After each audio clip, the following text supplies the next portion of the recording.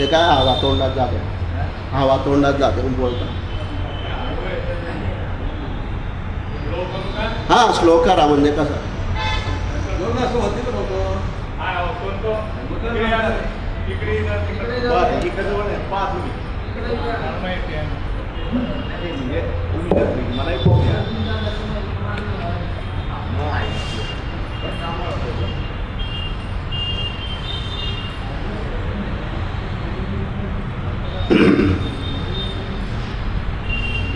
श्री गणेशाय नमः. श्री सरस्वत्यै नमः. श्री गुरुभ्यो नमः. गणनाथ सरस्वती रविशुक्र बृहस्पति पंचैतान् संस्मरन् नित्यं वेदवाणी प्रवर्तते. गुरुर्ब्रह्मा गुरुर्विष्णु गुरुर्देवो महेश्वरः. गुरुस्साक्षात् परब्रह्म तस्मै श्री गुरवे नमः. विनायकं गुरुभानु ब्रह्म विष्णु महेश्वरान् सरस्वती प्रणम्यादो सर्वकार्यार्थसिद्धये. वसुदेवसुतं देवं कंसचाणूरमर्दनं देवकी परमानन्दं कृष्णं वन्दे जगद्गुरुं. कृष्णं वन्दे जगद्गुरुं. कृष्णं वन्दे जगद्गुरुं. कुंडली वरदा हरी विठ्ठल श्री ज्ञानदेव तुकाराम पंढरीनाथ महाराज की जय. कल्याणानां निधानं कलिमलमथनं पावनं पावनानां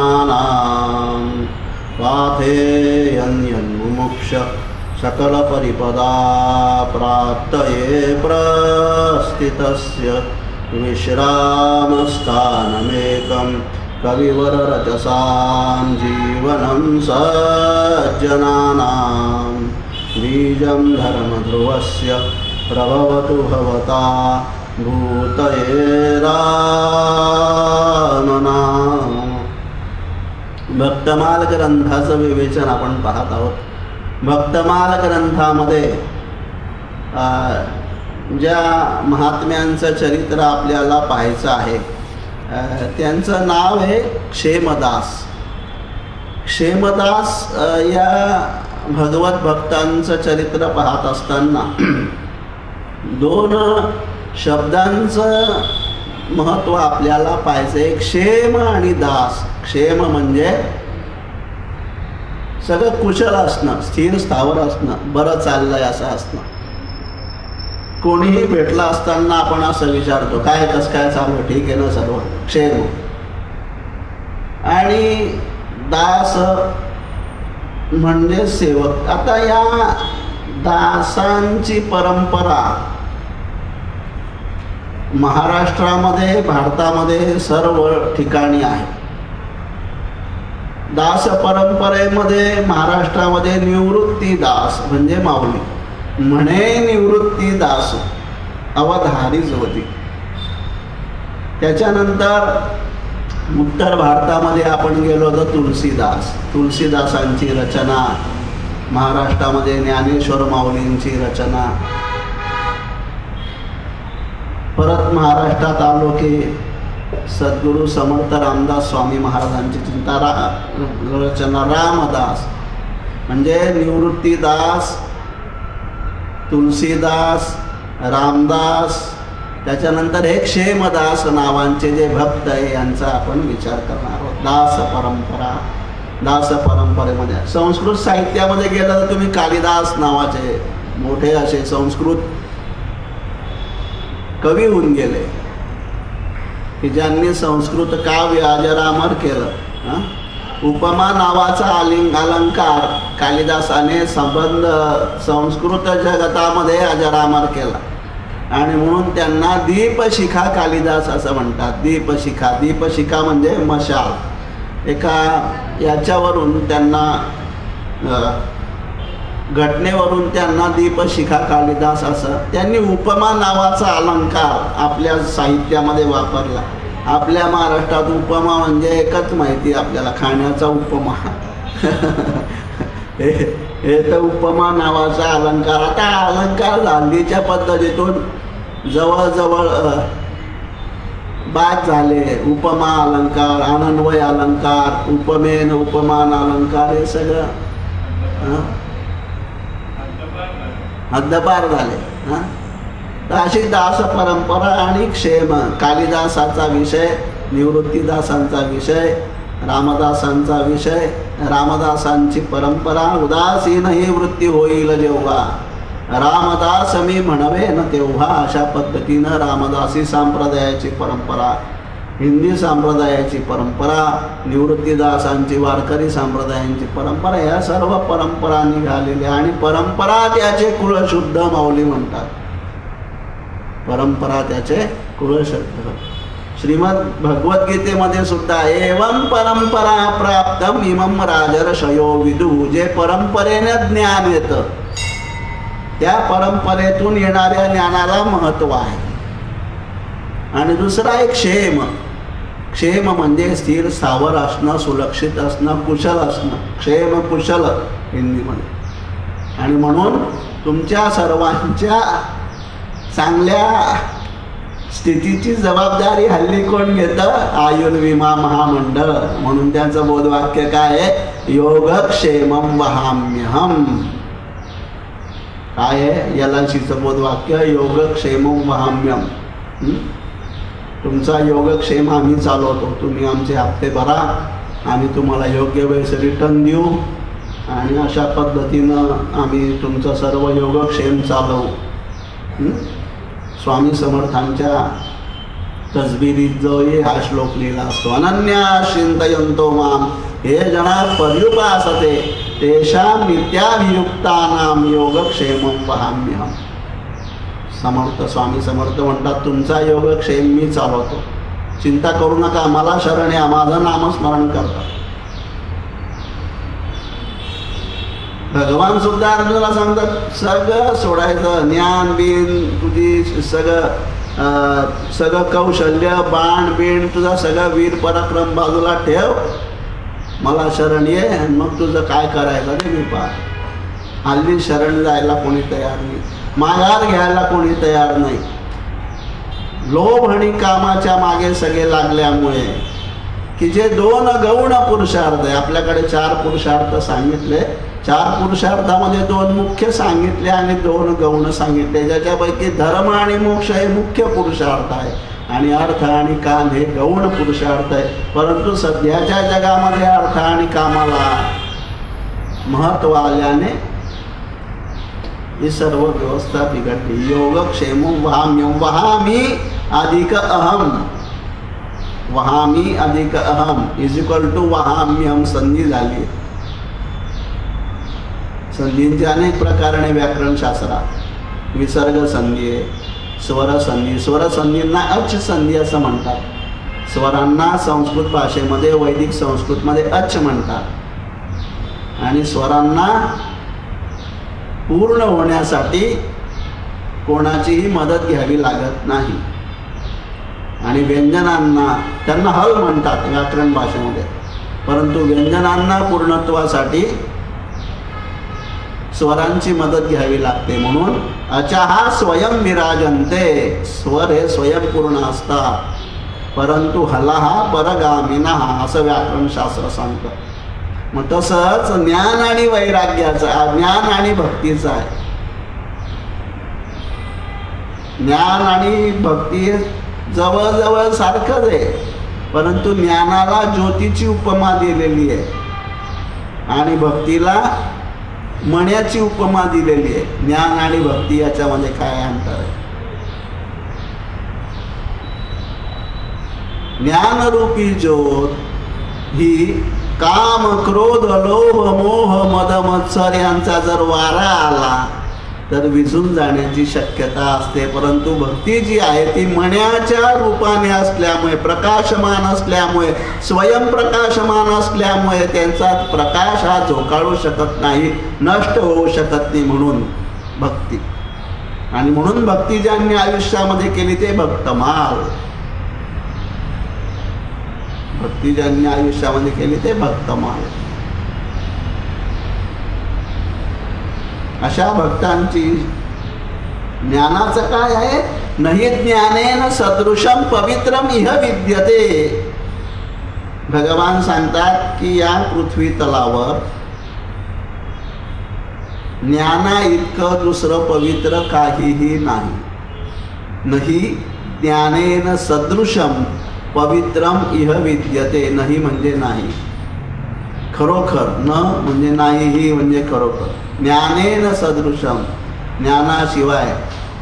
पवित्रम पवित्र, इह म्हणजे ह्या जगात. विद विद्यते म्हणजे नाही, विद्यमान नाही, सर्वात पवित्र ज्ञान आहे.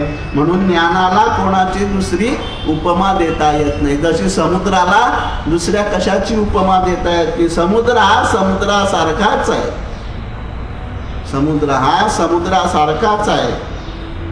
आणि म्हणून पांडुरंगाचं मुख हे पांडुरंगाच्या मुखासारखंच आहे. रामाचं मुख हे रामाच्या मुखासारखं. त्याला उपमा मी देत आहेत. रघुवर छबी के समान रघुवर छबी बनिया ठुमक चलत रामचंद्र. म्हणजे प्रभूंच्या मुखकमलाला उपमा द्यायची, मुखाला, तर भगवान भक्तांना दुसरं कुठलंच ज्याची उपमा द्यायची असं उपमेय सापडलं नाही.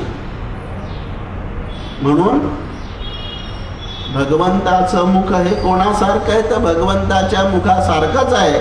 समुद्र कोणासारखा आहे तर समुद्रासारखाच आहे. म्हणून अशा पद्धतीनं योगक्षेमं वहाम्यहम, ज्ञान आणि भक्ती यांचा विषय आपला चालू आहे. अनेक अशा प्रकारची बोधवाक्य आहे आपल्याकडे संस्कृत भाषेमध्ये. सत्यमेव जयते, संधी झालायचे. सत्यम अधिक एव इज इक्वल टू सत्यमेव जयते. जी जय धातू, सत्याचा विजय होतो. बहुजन हिताय बहुजन सुखाय, संस्कृतचं बोधवाक्य.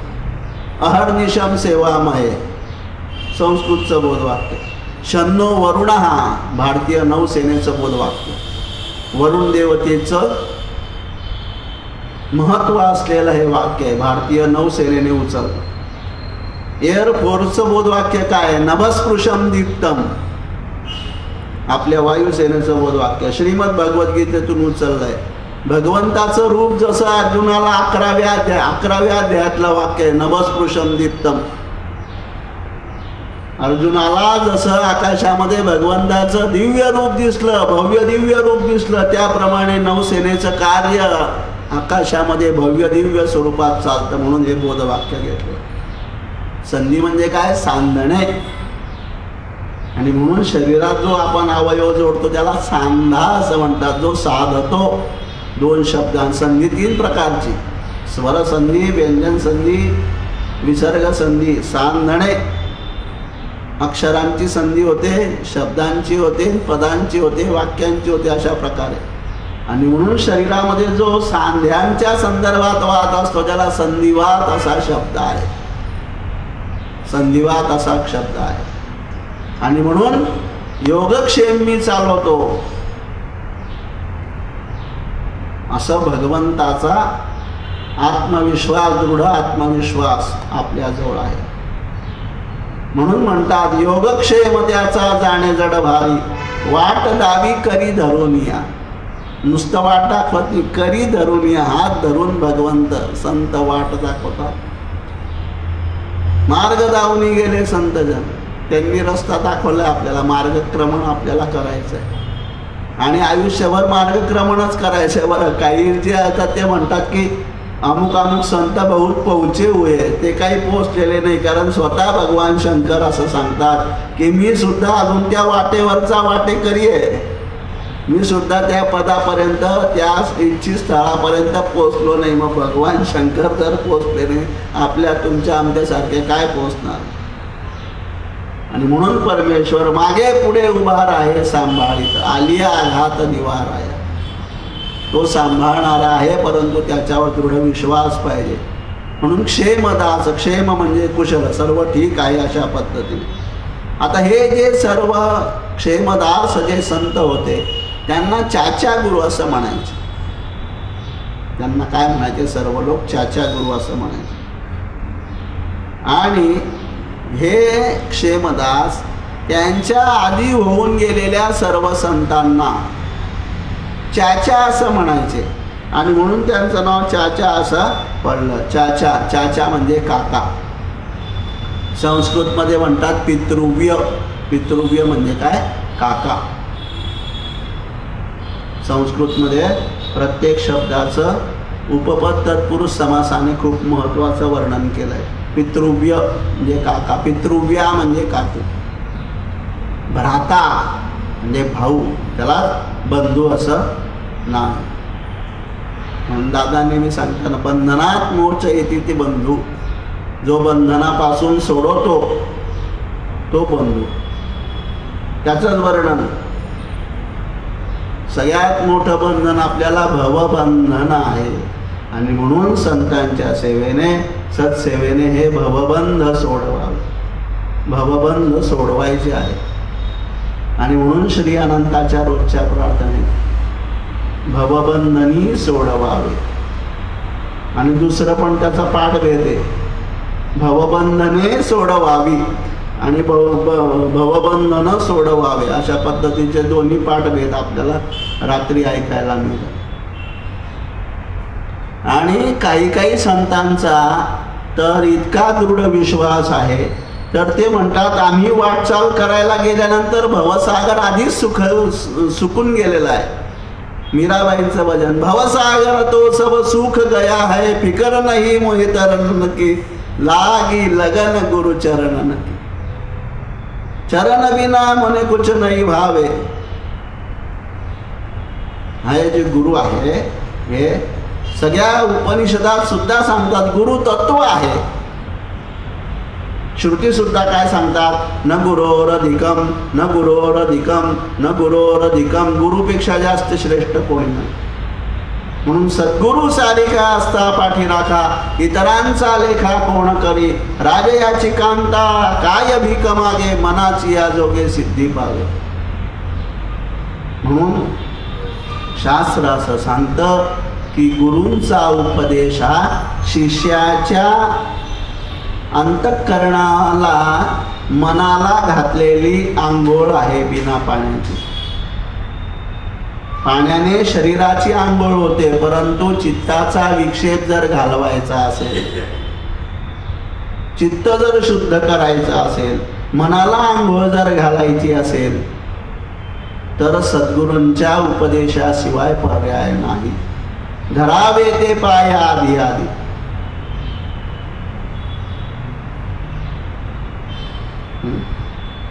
गुरु अनेक प्रकारचे. गुरुवः बहवा संती, शिष्य वित्तोपहारका. गुरुवः विरलः संती, शिष्य चित्तापहारका. अनेक गुरु असे. चित्त आणि वित्त, वित्त म्हणजे पैसा आणि चित्त म्हणजे मन. भरपूर गुरु असे की जे शिष्याचं वित्त हरण करतात, पैसे हरण करतात, परंतु खरा गुरु तोच की शिष्याचं चित्त हरण करतो. चित्तचोर आहे तो गुरु, तो श्रेष्ठ गुरु आहे. गुरुचे अनेक प्रकार सांगितले आपल्या शास्त्रात. उपाध्यायाला सुद्धा गुरु म्हणतात. छायानिधी गुरु असतो एक, छायानिधी गुरु. जसं सावली पकडली की तो मूळ जो मनुष्य असतो त्याच्यावर सुद्धा पकड येते, तसं शिष्याच्या सावलीवरून शिष्याला कंट्रोल करणारा गुरु छायानिधी गुरु. कासव गुरु असतोय. कासवी जशी आपल्या पिलांकडे पाहते फक्त आणि त्यांचं पोट भरून जातं, त्याप्रमाणे गुरु दृष्टिक्षेपाने शिष्याची चित्ताची, मनाची एकाग्रता स्थिर करून त्याचा परिपूर्ण करून टाकतो. छायानिधी गुरु, कासव गुरु, अशा अनेक प्रकारचे गुरु आहेत. आणि म्हणून अशा पद्धतीने सगळे जे आपल्याकडे नाते सांगितले ते नाते उपपद तत्पुरुष समासाने सांगून सांगितले. याचं वर्णन श्रीमद भगवद्गीतेमध्ये मिळतं आपल्याला. विभूती योगामध्ये की कुठला मला आवडणारा समास कोणता, मला आवडणारा पक्षी कोणता, मला आवडणारा पशु कोणता. माझी विभूती योगाचं वर्णन आपण श्रीमद भगवद्गीतेच्या 10व्या अध्यायामध्ये करा. बंधू, आपला विषय काय चाललाय? बंधू. बंधनात मोचयति इति बंधू. नेहमी ऐकणारा आपला विषय पत्नी. पतनात त्रायते इति पत्नी. पतनापासून पतीला वाचवते ती पत्नी. याचे दोन अर्थ होतात. संध्याकाळी सुद्धा पडण्यापासून पतीला वाचवणाऱ्या पत्न्या आहेत. लडखडत तो येतो, त्याला वाचवतात. पतनात त्रायते येते असा सुद्धा त्याचा अर्थ होतो. सांभाळून बाबा बसा, जेवण घालता, सगळं बूट काढण्यापासून, मोजे काढण्यापासून, झोपणपासून, अंथरूण पांघरून टाकून इथपर्यंत स्त्रिया सेवा करतात.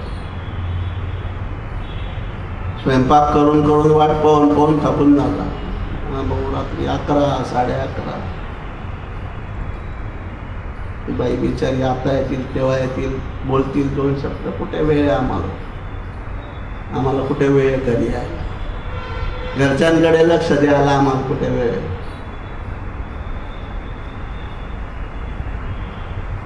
यांनी एकदा स्वयंपाक करून पाहावा आणि यांच्या मंडळींनी यांचे ताट दूर करून झोपून राहावं, कसं वाटेल यांना.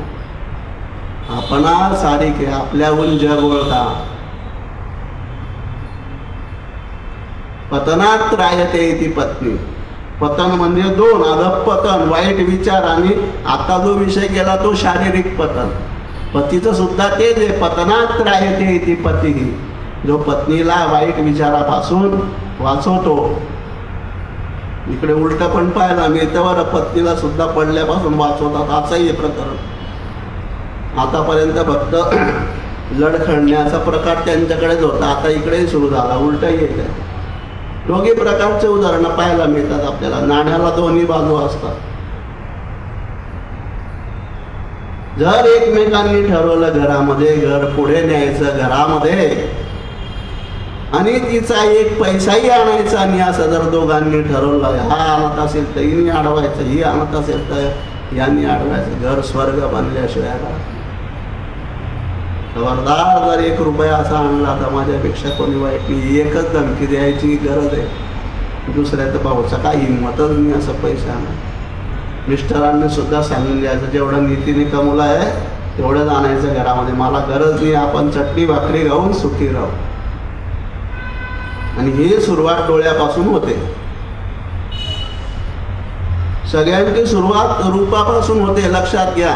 श्रीमद भागवतामध्ये सुद्धा अजामिळाख्यान तुम्ही अभ्यासा. अजामिळाने संघ पाहिला, आणि तो 30-35 वर्षाचा होईपर्यंत ब्राह्मण होता. सर्व काही पाहत होता, सर्व काही धर्म आचरण होता. बस ते वाईट दृश्य पाहिलं आणि त्याचं सगळं आचार विचार हे ते बिघडलं. आणि आता वाईट दृश्य हातात आहे, दुसरीकडे जायचे असं त्यावेळी कालावधीमध्ये वनात जावं लागलं, तेव्हा दृश्य आता हातात आहे, तुमच्या सगळं हातात आहे. काय नाही तुमच्या हातात आता, फक्त ते कशासाठी वापरायचं हे आता. आणि हे कोण देईल तुम्हाला? परमेश्वर देईल.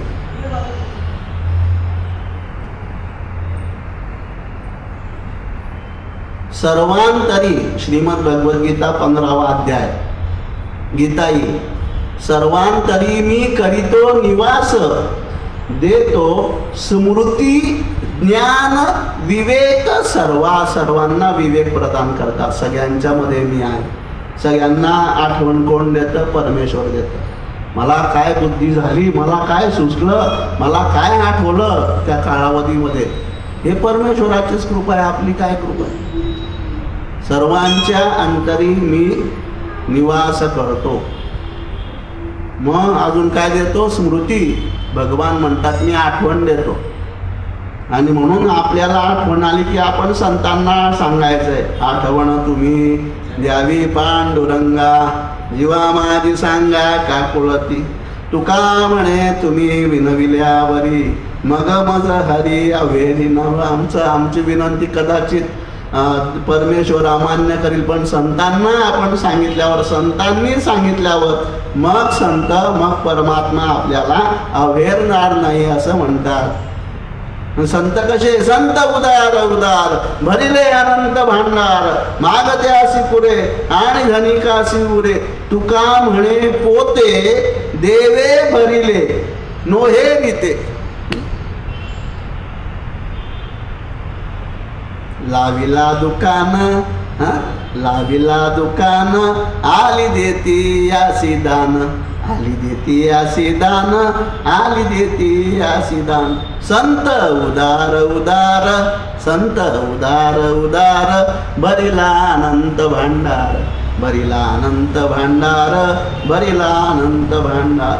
मागत्यासी पुरे, जो छोटे छोटे मागत्यासी उरे, आणि जो होलसेल आहे आणि धनिकासी उरे. छोटा किरकोळ लाईये आणि होलसेल लाईये. असं आमचे संतांचं भांडार आहे. किरकोळ रिटेलही घ्या आणि होलसेलही घ्या. तुका म्हणे पोते, तुका म्हणे तुकाराम महाराज म्हणतात असं पोतय संत म्हणजे देवे भरले, जे साधारण माणसांनी भरलेलं नाहीये. साधारण माणसांनी भरलेलं नाही, देवे भरले, देवाने भरलंय ते. आणि जे देवाने भरलं ते रिकामं कसं राहू शकेल. म्हणून तुकाराम महाराज म्हणतात देवे भरिले नोहे रीते ते रिकामं होत नाही. संत वाङ्मय कुठे रिकामं होणार आहे? संत वाङ्मय रिकाम होणार नाही. आम्ही कोण? अरे आम्ही गधडे. हे जे आम्ही ना, आम्ही गधडे. आम्ही त्यांचा हा धन्याचा माल आहे. आमचा काय माल आहे? ही जी सेवा आली याची पूर्व पुण्याईने आली घराण्याची. आपण कोण आहे? कुठे आपण? जे श्रीमद भगवद्गीतेमध्ये जेव्हा भगवंत सांगतात निमित्त मात्रम भव सव्यसाची, हे अर्जुना तो निमित्त हो. पण शास्त्रामध्ये असे काही दाखले सापडतात की आपण निमित्त सुद्धा नाही. आपण जे निमित्त सुद्धा नाही. म्हणून पतनात त्रायते इति पत्नी, बंधनात मोचयते इति बंधः. पुत्राची काय व्याख्या केली समासवाल्यांनी? पुन्नाम नरकात त्रायते इति पुत्रः. जो पुन्नामाच्या नरकापासून मनुष्याला वाचवतो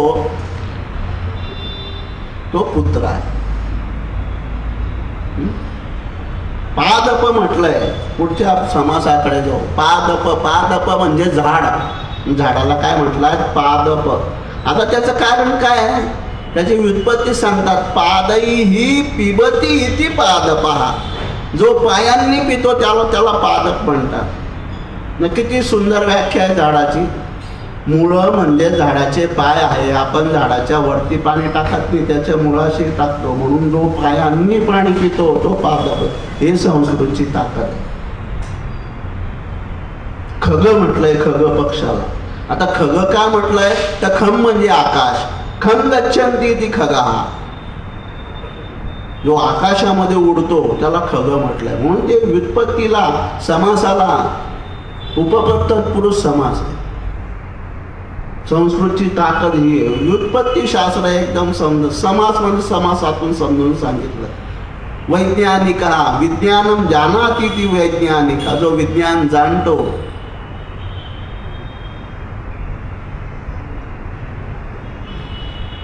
आणि हे अशा पद्धतीनं संतांचं. एक गोष्ट तुम्हाला सांगायची राहिली. ज्याप्रमाणे ज्ञानेश्वर महाराजांनी ज्ञानोबा माऊलींनी गीतेवर टीका केली, त्याचप्रमाणे निवृत्ती महाराजांनी सुद्धा गीतेवर टीका केलेली होती. त्याचं नाव होतं निवृत्तेश्वरी. पण सहजी हा ग्रंथ आता उपलब्ध नाही. तो लिहिली होती असे शास्त्र इतिहासात उल्लेख आहेत. ग्रंथ उपलब्ध होत नाही. पण निवृत्तीनाथांनी सुद्धा श्रीमद भगवद्गीतेवर भाष्य केलं होतं. त्याचं नाव होतं निवृत्तेश्वरी. लक्षात घ्या. खम गच्छन्ति इति खगः. रामस्य ईश्वरः रामेश्वरा. रामेश्वराच्या वेळेस दोघी पद्धतीने समाज झाले. रामम यस्य ईश्वर रामः, यस्य ईश्वरः सा रामेश्वरा. रामाचे ईश्वर आणि राम ज्याचे ईश्वर आहे असे, असा दोघी पद्धतीचा उमास आहे. हे उपपत्त पुरुष समास आहे. चारी यांचे ब्रह्मम जानाति इति ब्राह्मण. उपपत्त पुरुष जो ब्रह्म जाणतो, ब्रह्म जाणलेला आहे. काय म्हणतात श्रीमद भगवद्गीतेमध्ये? शुनीचैव स्वपाकेश यो जानाति स पंडितः विद्या विनय संपन्ने. ब्राह्मण आहे पण तो कसा आहे? विद्या आणि विनय या दोघांनी संपन्न आहे. फार महत्वाची गोष्ट सांगतोय मी तुम्हाला, लक्षात घ्या. विद्या असेल तर त्याच्याबरोबर जर विनय नसेल तर तो ब्राह्मण काही उपयोगाचा नाही. अहंकार आला. परत उपमा लक्षात घ्या, दिव्याची उपमा. ज्ञान म्हणजे दिवा, पण तो काम, क्रोध, लोभ, मोह, मदमत्सर यांचा वारा आला की दिवा भिजून जातो. पण भक्त मात्र, संत मात्र भक्तीने परिपूर्ण असल्यामुळे त्याला मण्याची उपमा दिली. रामायणातला दृष्टांत आहे. मणी हा स्वयंप्रकाशित असतो, स्वराप्रमाणे असतो, आणि ज्ञान हे व्यंजनाप्रमाणे. त्याच्या उच्चारणाचे भेद सांगितले. एकमात्रो भवेत ह्रस्वो, द्विमात्रो दीर्घमुच्यते, त्रिमात्रोस्तु प्लुतो ज्ञेयं, व्यंजनं चार्धमात्रकम्. स्वराच्या ह्रस्वाच्या उच्चारणासाठी 1 मात्रा काल लागतो. दीर्घाच्या उच्चारणासाठी 2 मात्रा काल. प्लुताच्या उच्चारणासाठी 3 मात्रा काल लागतो. आणि प्लुताचं उदाहरण येतं श्रीमद भागवत. शुकदेव देवा निघाले तेव्हा व्यास, हे पुत्र प्लुते ना होता. प्लुतस्वराने आवाज, प्लुतस्वर इथून निघतो. वाचा 4 प्रकारच्या आपण नेहमी पाहतो. परा, पश्यंती, मध्यमा आणि वैखरी. म्हणून प्रभाते मनी रामचिंतित दावा, पुढे वैखरी रामादी वदावा. सदाचार हा थोर सोडून येतो, जनी तोचितो मानवी धन्य होतो. दास परंपरा. राष्ट्राला उठवी, समर्थ बनवी, चैतन्य जो जागवी, सह्याद्रीवरती निवास करुणी, बोधामृते शांतवी. प्रज्ञाजी बहुथोर शक्तिमय ही आदर्श झाला जनी, तो हा सद्गुरु रामदास नमिला अत्यादरे हो मनी. जय जय रघुवीर समर्थ, अलंकापुरी पुण्यभूमी पवित्र, जिथे नांदतो ज्ञानराजा सुपात्र.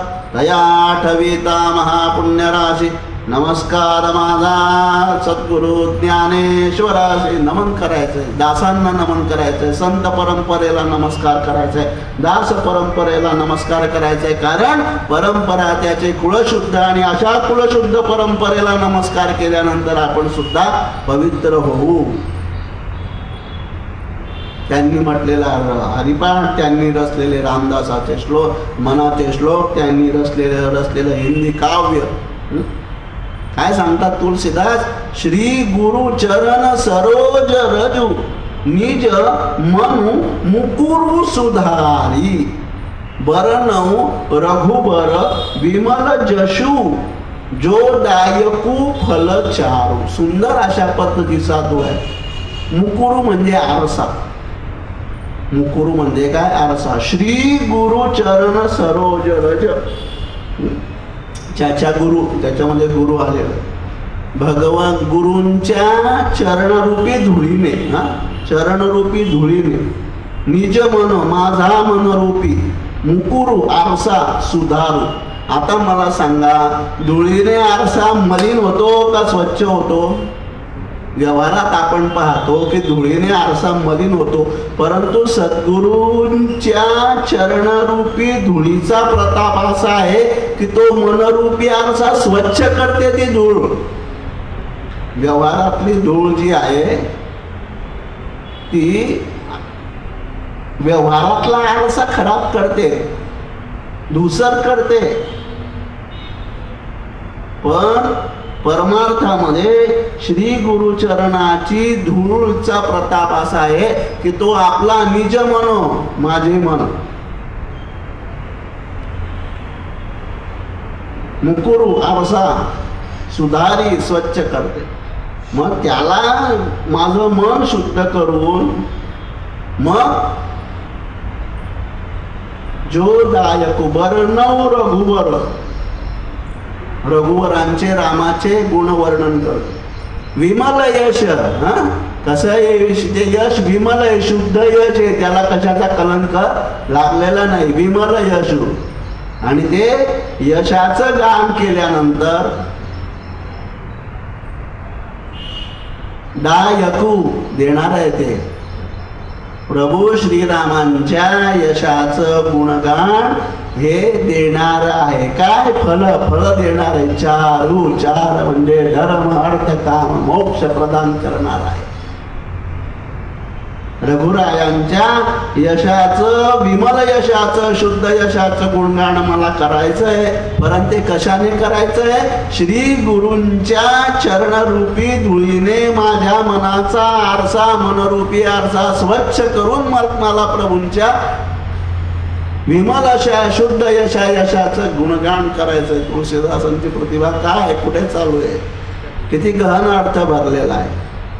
दास परंपरेवर आपण बोलतोय.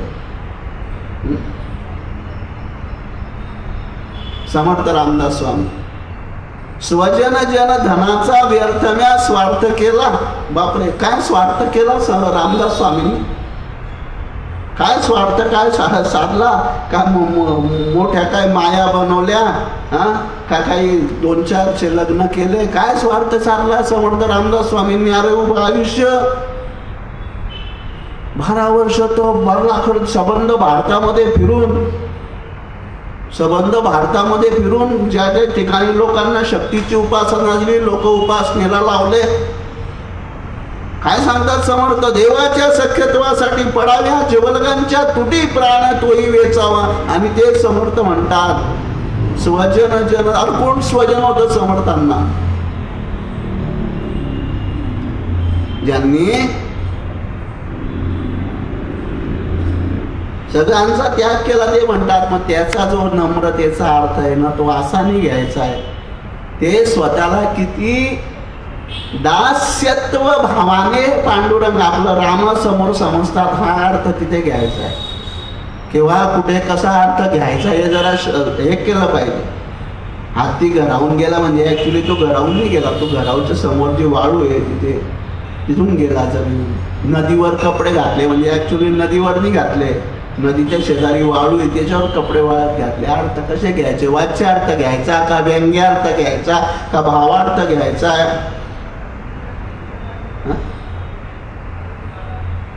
ब्रह्मम जानाति इति ब्राह्मणा क्षतात त्रायते इति क्षत्रिया. जो आघातापासून रक्षण करतो तो क्षत्रिय आहे. क्षत्रियाचं वर्णन तुम्हाला रघुवंशामध्ये मिळून जाईल. कालिदासांनी सुंदर वर्णन केलंय. व्यवसायम करोति इति वैश्यः सेव्यते. चारी समासांनी उपपत्तर पुरुष समासांनी काय संस्कृतवाल्यांनी साधलेलं आहे. आणि म्हणून अशा पद्धतीने श्री चाचा गुरु अशा पद्धतीचं यांचं चरित्र, यांचं नाव क्षेमदास होतं. आणि हे सगळ्या संतांना चाचा गुरु म्हणत असल्यामुळे त्यांचं नाव चाचा गुरु असं पडलं. हे संतांची सेवा करण्यामध्ये आपला काळ व्यतीत करत होते. सद्गृहस्थ ते गृहस्थाश्रमी वर्तन ज्यांचे. स्तुत्य बहु चांगले अतिथीचे मन नाही भंगले. आल्या तिथा अन्न देणे नियमासा साधिला. म्हणती जन तपोनिधी हा भला.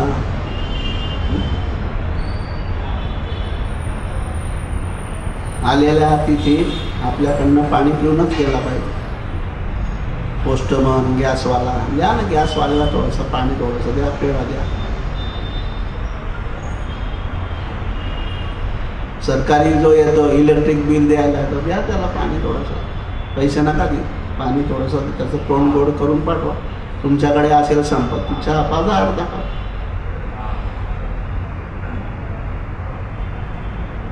दादांचं तेच म्हणणं आहे की हे रेल्वे स्टेशनवर इकडे तिकडे फळं देतात, फोटो काढतात, ते घरी येतात, ते घरी येतात त्याला नोकराकडनं पाणी देतात. दादा मोठे स्पष्ट कडक बोलतात. पूर्वी कसं होतं, पूर्वी अतिथीची व्याख्या होती न यस्य तिथी सा अतिथी. अतिथी म्हणजे तिथी, त्याचे येण्याची तिथी निश्चित नाही तो अतिथी होतो. आता तिथी निश्चित आहे. 15 दिवस आधी, 20 दिवस आधी रिझर्वेशनच भेटत. मी तर तो तिथी सांगेल ना, रिझर्वेशनच करून घ्यायला सांगेल. तो सांगेल रिझर्वेशन घ्यायला. साधनं झाले. मेसेज किती साधन झालं. कुठून कुठे कशा पद्धतीनं मेसेज पोहोचू शकतो. टेक्स्ट मेसेज, व्हॉट्सअप मेसेज, काय काय नाही आहे या जगामध्ये. फक्त त्याचा चांगल्या पद्धतीने उपयोग केला. त्यागाला किंमत होती. त्यागाला फार किंमत होती. एकदा का पोरगा त्या गुरुच्या घरी घातला की तो 12 वर्षापर्यंत पाहायचंच नाही. तो काय करतो काय नाही काही संबंध नाही. तो एकदा घातला गुरुच्या चरणामध्ये, एकदा त्याला कॉन्व्हेंट स्कूलमध्ये घातला की तो वर्षभर त्यागाला किंमत आहे. एकदा मुलगी सासरी गेली म्हणजे विषय क्लोज, संपला विषय. शास्त्र सांगतं, महत्वाचा विषय सांगतो, बोलतो, लक्षात घ्या. शास्त्र माहेरचं आडनाव लावायला परवानगी देत नाही. कुठल्या स्त्रीला परवानगी देत ती माहेरचं? एकदा तू मनुष्याने आणि आईचं नाव लावायला परवानगी आहे सरकारी नाही, माहेरचं नाव सुद्धा नाही. मग त्याचं कारण काय आहे? तर कन्यादान.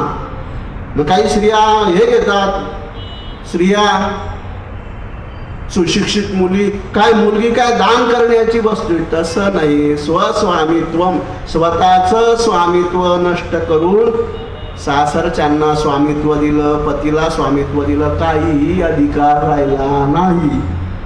विषय वाटायचं जाऊ द्या, नाव नाही देत शास्त्र परवानगी, नाही लावू शकत. रानडे कानडे नाही एका सासरचं नाव माहेरचं नाव सुद्धा नाही. कारण दान आले तू आणि दान दिलं म्हणजे दक्षिणा द्यावी लागते. पण दक्षिणा म्हणजे वरदक्षिणा म्हणजे हुंडा याचा अर्थ होत नाही. या सगळ्या आता 6 महिने वर्षापूर्वी चालला त्याचा अर्थ हुंडा असं नाही, वरदक्षिणा याचा अर्थ नाही. कारण यज्ञ विवाह संस्कार हे यज्ञ आणि यज्ञाचं दान हे यज्ञ झालं म्हणजे दान द्यावं लागतं. आणि दान दिली म्हणजे दक्षिणा आली. दक्षिणेशिवाय दान परिपूर्ण होत नाही. पण ती दक्षिणा वरदक्षिणा म्हणजे स्वखुशीने थोडंफार देणं आहे. त्याचा अर्थ मागणं असं होत नाही, त्याचा अर्थ हुंडा असं होत नाही. स्पष्ट करतो, नाही परवानगी देत नाही शास्त्र. माहेरचं नाव सुद्धा नाही सोडलं नाही एकदा. माहेरच्यांनी सुद्धा बाई उठली का तू, माझी कोणती केली, आणि सासू काय म्हणाली, आणि दीर काय म्हणाला, आणि काही संबंध नाही. एकदा झाला विषय संपला. मोबाईल फोन लावायचा आहे, लँडलाईन लावा. लँडलाईन असेल तर साधा फोन लावा, डबडी लावा. आपली नाही, स्मार्टफोनची परवानगी नाही तुम्हाला. त्याग केलाय. त्यागाला काही किंमत आहे की नाही? त्यागाला काही किंमत आहे की नाही?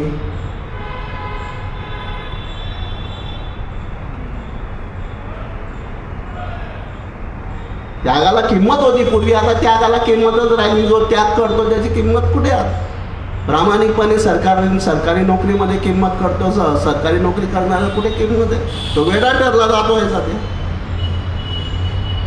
असे अनेक IAS अधिकारी की ज्यांनी प्रामाणिकपणे नोकरी केली, त्यांना उचलून अशा ठिकाणी फेकले की तिथे त्यांना काहीच काम नाही. असे उदाहरण आहे आपल्याकडे. अशा लोक कामं करतील. या गोतापूर्वी नाही जायचं, नाही पाहायचं. 12 वर्ष गुरु घरी काही करतो, शिकून ये. आणि तो शिकून आल्यावर मग तो असा शिकतो. ते गृहस्थ होते आणि त्यांचा भक्तिभाव आणि सरळ स्वभावामुळे त्यांना त्यांच्या गावामध्ये आणि इतर गावांची त्यांच्यावर फार श्रद्धा होती. जेव्हा त्यांच्याकडे संत लोक येत होते तेव्हा ते सुद्धा त्या संत लोकांचा आदर करत होते आणि त्यांना सीधा वगैरे सामाने प्रदान करत होते. आणि त्यांची सम्यक सेवा अशी होत होती. सम्यक सेवा, चांगली सम्यक म्हणजे चांगल्या पद्धती सेवा. सेवा धर्म कसा आहे? परमगहना.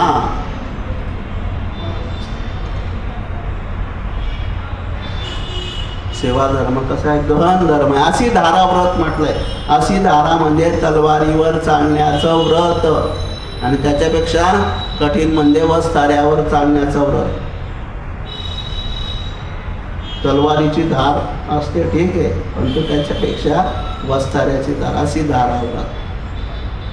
नोकराला मन नसतं, नोकराची व्याख्या काय इंग्रजीमध्ये?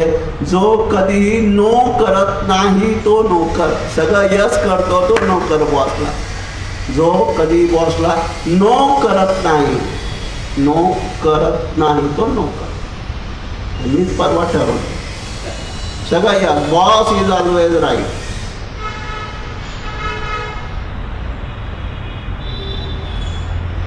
त्याग होता, समर्पण होतं.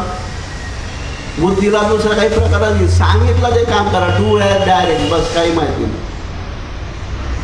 उदाहरण समर्थ रामदास स्वामी, कल्याण स्वामी गडावर, सज्जन गडावर वरती आहे. छाटी उडाली समर्थांची, कल्याणा छाटी असं म्हटल्यावर जो उडी मारली छाटी घेऊन वरती आली. किती श्रद्धा आहे. आपलं काय काय कल्याणा छाटी म्हटल्याबरोबर जोरात उडी मारली, सज्जन गडावून गेला कल्याण स्वामी छाटी घेऊन आला. एवढी ताकद होती कल्याण स्वामींमध्ये.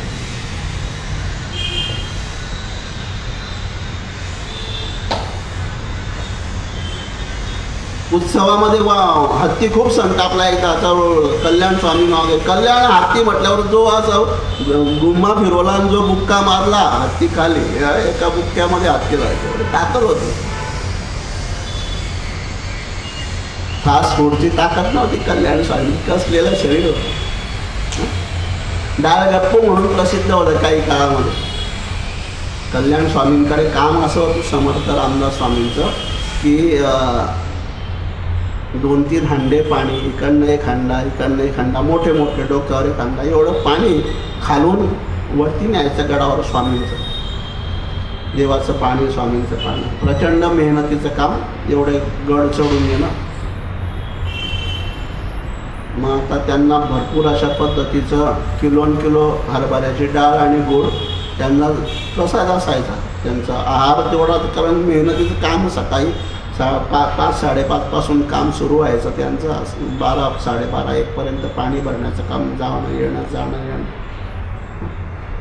छत्रपती आले नाही एवढं काय,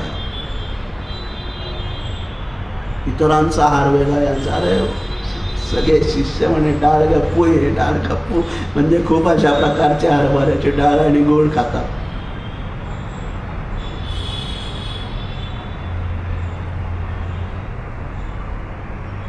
पण श्रद्धा समर्थांवर. समर्थ गेले तेव्हा जवळ नव्हते कल्याण स्वामीला, लांब ठेवलं. सद्गुरू ज्याला लांब ठेवतात त्याचा अर्थ असा नसतो की त्याच्यावर सद्गुरू सारिका असता पाठीराखा, इतरांचा लेखा कोण करी, राजयाची कांता काय अभिक्रम. समर्थ गेले तेव्हा कल्याण स्वामी जवळ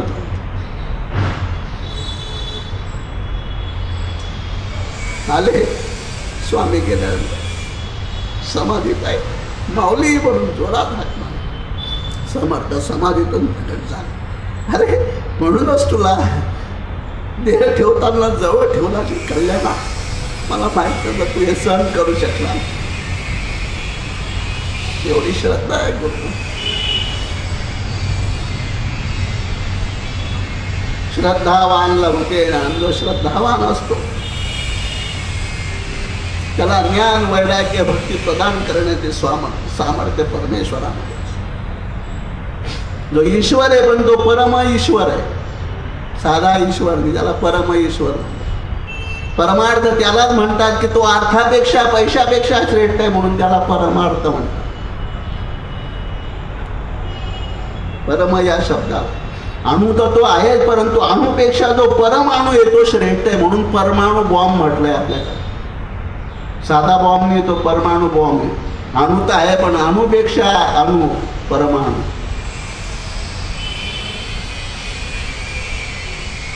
भौतिक शास्त्र आहे पण भौतिक शास्त्राचं भौतिकशास्त्र हे पराभौतिकशास्त्र आहे. In English there is called metaphysics. रसायनशास्त्रामागचं रसायनशास्त्र इट्स कॉल्ड मेटा केमिस्ट्री. परा रसायन. जीवशास्त्राच्या पुढचं जीवशास्त्र पराजीवशास्त्र, मेटाबायोलॉजी, हे सुद्धा अभ्यासाचे विषय. म्हणून अर्थाच्या पुढचा विषय परमार्थ, की जो आपल्याला सांगितलाय परमार्थ. काय सांगतात समर्थ?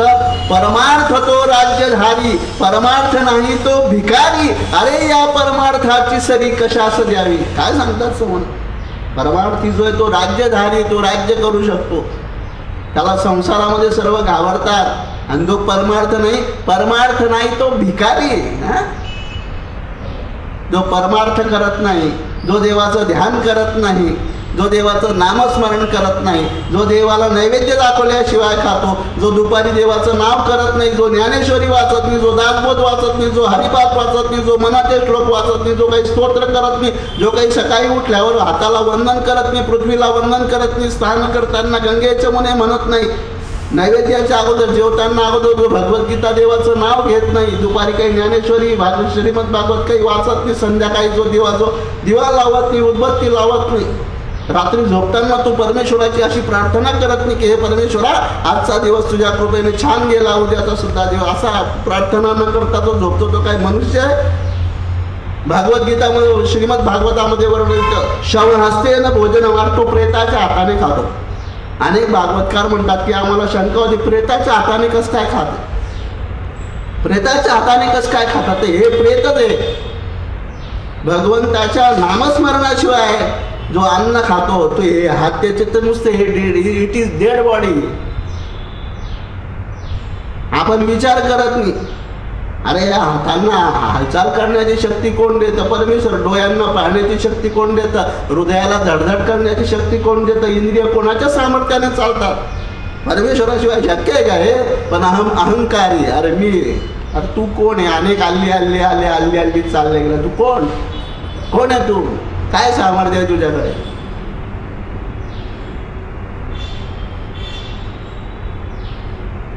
ज्या सूर्याकडे दुपारी 12 वाजता आपल्याला पाहू शकत नाही, अशा करोडो सूर्यांचं सामर्थ्य परमेश्वरामध्ये, तो सामान्य डोळ्याने दिसत नाही. आणि म्हणून काय म्हणतात, चर्मचक्षुने लक्षवेन अर्जुन. भगवान अर्जुनाला म्हणतात की अर्जुना, मी तुला माझी दिव्य दृष्टी देतो, तुला माझं विश्वरूप दर्शन करायचंय. साध्या दृष्टीने मला तर तुझं माझं रूप तुला दिसणार नाही. दिव्यम ददामि ते चक्षु, तुला दिव्य दृष्टी देतो. आणि ही दिव्य दृष्टी गुरु देतात, दिव्य दृष्टी परमात्मा देतो.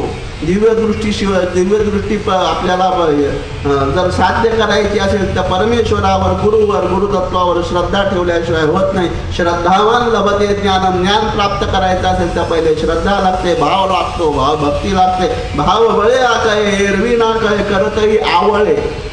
करतळी आवळे हे एक प्रक्रिया आहे बरं का. त्याला संस्कृतमध्ये हस्तामलक. आमलक म्हणजे आवळा. हस्तामलक म्हणजे हातावर आवळा ठेवल्यानंतर जसं त्याला आपण परिपूर्णतेने पाहू शकतो. म्हणून माऊलींनी सांगितलं करतळी आवळे तैसा हरी. म्हणजे त्या परमात्म्याला आपण चांगलं पाहू शकतो. काही फळं हातात मावतात, काही मावत नाही. जसं बोर, बदरी, याच्यातून संबंध आला बादरायण संबंध. हा माहिती का तुम्हाला काय आहे बादरायण संबंध? संस्कृतमध्ये एक संबंध आहे बादरायण संबंध. एक नवीन लग्न झालेलं जोडपं होतं. नवीन लग्न झालेलं जोडपं असं राहत असल्यानंतर काही कालावधीनंतर तिथे एक बैलगाडी येते. बैलगाडीमध्ये बसून पाहुणे येतात. मनुष्याला वाटतं बाईकडचे आहे, बाईला वाटतंय मनुष्याकडचे, दोघांना वाटतं दोघींकडचे. पण त्यांचा उलगडा 3 दिवसाने होतो की हे तुमचेही नाही हे माझेही नाही. मग यांचा ना आपला संबंध काय? तेव्हा ते सांगतात अस्माकम बदरी चक्र. आमच्या बैलगाडीचं झाड जे आहे, आमच्या बैलगाडीचं चाक जे आहे ते बोराटीचं आहे. आणि युष्माकम बदरी तरू. आणि तुमच्या अंगणामध्ये बोराचं झाड आहे. तुमचा आणि आमचा संबंध कसा झाला? बादरायण संबंध. आपला संबंध बोराच्या झाडासारखा बादरायण संबंध आहे. प्रत्यक्षात संबंध काही नाहीये. 3 दिवस आले, पाहुणचार खाल्ला, बाईला वाटलं बुवाकडचे, बुवाला वाटलं बाईकडचे. आणि 3 दिवसानंतर म्हणे का ग तुझे पाहुणे तर घरी जातच नाही.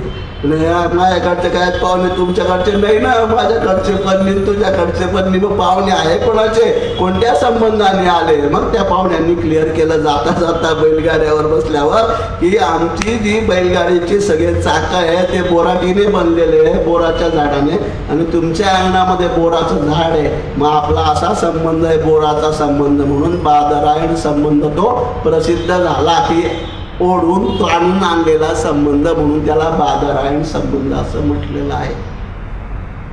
हा बादरायण संबंध सोडला तर तुम्ही तुमचे, आम्ही आमचे काही संबंध नाही. आपला विषय असा निघालेला होता की ते भक्तिभाव आणि चांगल्या पद्धतीनं गाववाल्यांची त्यांच्यावर अपार श्रद्धा होती.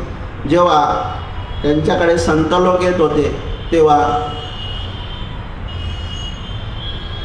त्यांच्याकरता ते यथाशक्ती शिद्याचं सामान देत होते आणि चांगल्या पद्धतीची संत सेवा करत होते. अशा प्रकारे अनेक दिवसापर्यंत असा क्रम चालत राहिला. परंतु जेव्हा त्या क्षेमराजांकडे, क्षेमदासांकडे अनेक संत मंडळी आली तर गाववाले सुद्धा दुःखी झाले, त्रासले, आणि ते म्हणतात की क्षेमदासांना म्हणतात की तुमच्याकडे नेहमी संत मंडळी येते आणि आम्ही तुम्हाला कितपर्यंत मदत करायची. गावकऱ्यांची ही गोष्ट ऐकून क्षेमदासांना थोडंसं दुःख झालं आणि त्यांच्यासुद्धा घरी काही शेष म्हणजे उरलं नव्हतं आणि ते चिंता करत होते. चिता चिंता समायुक्ता बिंदुमात्र विशेषता. चिता दहते निर्जीवम, चिंता दहते सजीवम, एका टिंबाचा फरक आहे. म्हणून त्यांना मोठं दुःख झालं, कारण त्यांच्या घरी सुद्धा आता काही उरलं नव्हतं आणि ते चिंताग्रस्त झाल्यानंतर भगवंताची दिव्य आकाशवाणी झाली की तुमच्या घरी मी जे चांदीचं पात्र दुसऱ्याचं ठेवलं आहे तुमच्याकडे, त्याला विकून टाका आणि संत सेवा करा. त्याच्या पुढे काही जर परिस्थिती निर्माण झाली तर मी सांभाळून येईल असं परमेश्वराने त्यांना सांगितलं. मग काय, त्यांना संत सेवा करण्याचा उपाय मिळून गेला. त्यांनी पटकन आपल्या चांदीच्या पात्राला विकून टाकलं आणि जे काही पैसे जमले होते त्यांनी त्या पद्धतीने संत सेवा करायला लागले. काही दिवसानंतर ज्या व्यक्तीने त्यांच्याकडे ते चांदीचं पात्र ठेवायला दिलं होतं त्याला समजून गेलं की माझं रजत पात्र जे संतांना विकून खाऊन गेलं.